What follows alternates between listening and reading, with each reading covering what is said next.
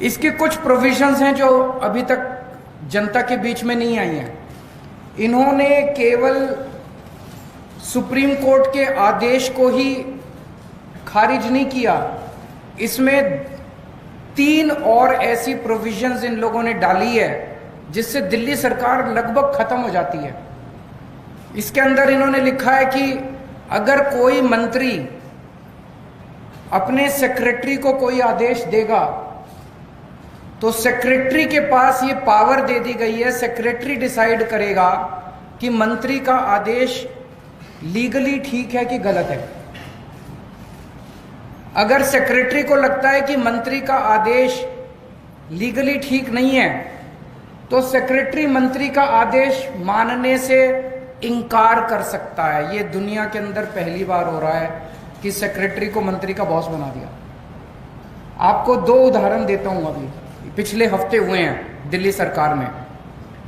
Vigilance secretary को सौरभ भारद्वाज जी ने आदेश दिया वर्क एलोकेशन ऑर्डर की ऐसे ऐसे होगा। विजिलेंस सेक्रेटरी ने अपने आप को अब एक दिल्ली सरकार के अंदर इंडिपेंडेंट अथॉरिटी डिक्लेयर कर दिया है।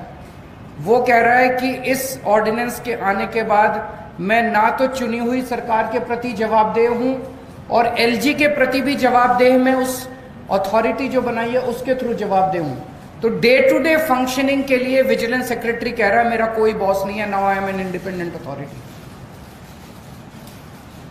तो इस एक और केस के अंदर एक जगह झुग्गियां टूटी। जो हमारा दिल्ली सरकार का वकील था उसने कोर्ट में बहुत कमजोर दलीलें दी। ऐसा लगा कि वकील दूसरी पार्टी से मिला हुआ है। मंत्री ने आदेश दिया कि अगली हेयरिंग में हमें कोई अच्छा सीनियर एडवोकेट हायर करना चाहिए। तो सेक्रेटरी फाइल पे लिखती है कि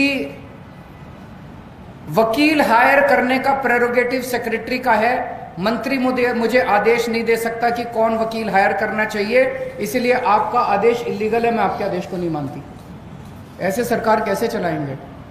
अब तो हर सेक्रेटरी ये डिसाइड कर रहा है कि कौन सा आदेश लीगल है और जिसको मर्जी इलीगल डिक्लेयर कर देते हैं। बस अब सेक्रेटरी की डिसीजन फाइनल है, वो सुप्रीम कोर्ट, हर सेक्रेटरी सुप्रीम कोर्ट का जज बन गया है। एक और इसके अंदर प्रोविजन है, चीफ सेक्रेटरी को ये पावर दे दी गई है कि वो डिसाइड करेगा कि कैबिनेट का कौन सा डिसीजन लीगल है और इलीगल है। कैबिनेट सुप्रीम होती है, जैसे देश की कैबिनेट सुप्रीम है, राज्य की कैबिनेट सुप्रीम होती है। अब इसके अंदर ये पावर दे दी गई है, चीफ सेक्रेटरी तय करेगा कि कैबिनेट ने अगर कोई निर्णय लिया तो चीफ सेक्रेटरी डिसाइड करेगा कि वो निर्णय लीगल है कि इलीगल है।